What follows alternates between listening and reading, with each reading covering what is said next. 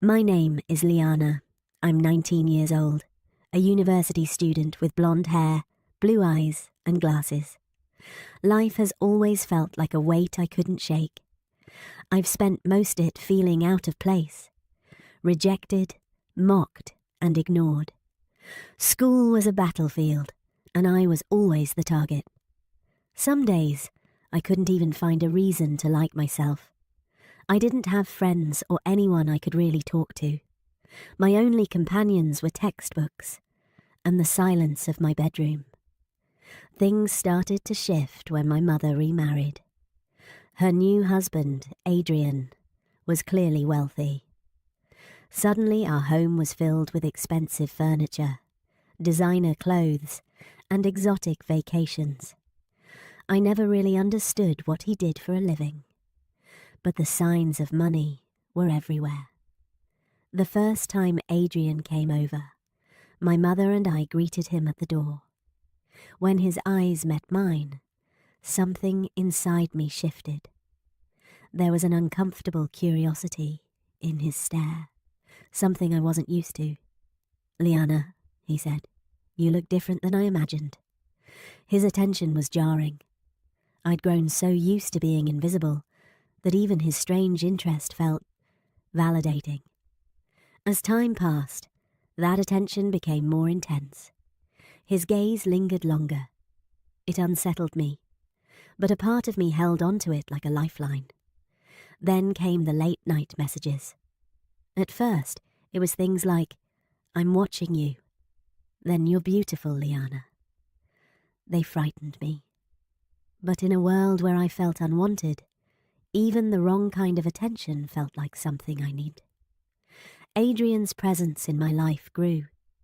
His words became my twisted comfort, my secret connection to someone who saw me.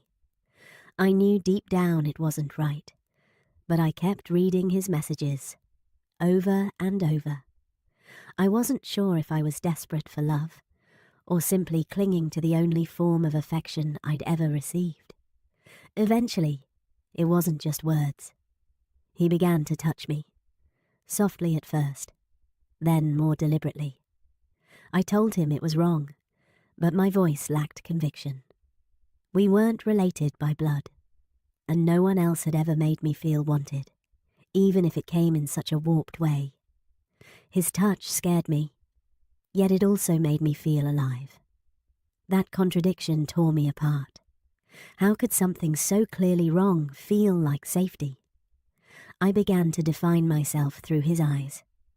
Every look, every whisper, made me feel both more real and more lost. Inside, I was torn, repulsed yet drawn in. Was I surrendering or surviving? Was this power or submission? I waited for his messages. I stopped resisting.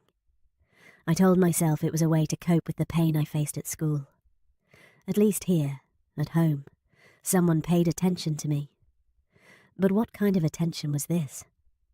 One night I asked him, "Why me?" His answer was simple. "Because I want you." That answer shattered something inside me. It was both flattering and terrifying. Being wanted was unfamiliar. It felt wrong, but it also bound me to him.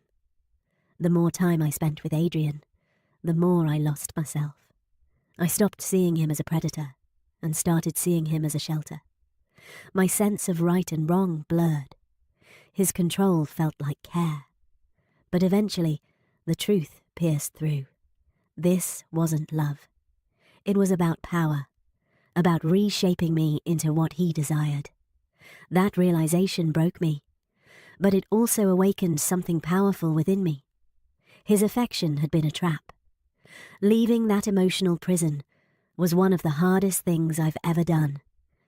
But I had to find my worth, not in Adrian's eyes, but in my own. Even now, the memories remain. His voice, his touch, his manipulation. But I'm slowly rebuilding.